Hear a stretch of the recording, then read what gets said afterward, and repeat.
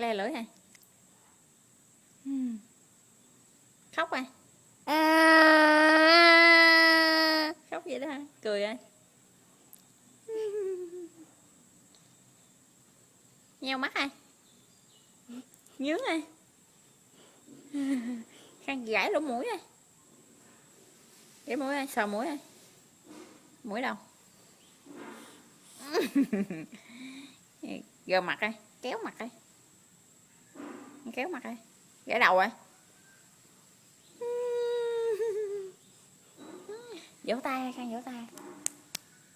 Giỏi quá. Mi gió à? Mi gió à? Mi gió đi. Xong giơ tay lên.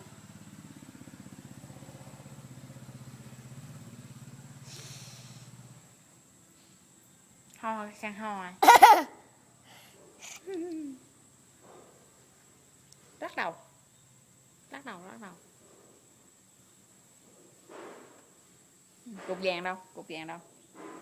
Cục vàng đó đó hả? Ơi ơi, cục vàng trong đó nè.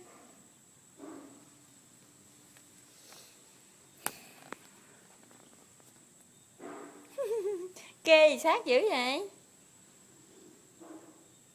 Cạp. Cạp. Cạp.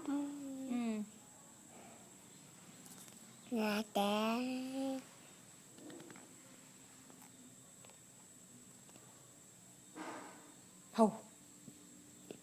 Cút hà. Giơ tay cút hà.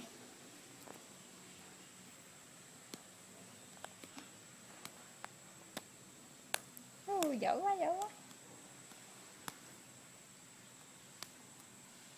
Cục nha. Cục nha. Cục nha.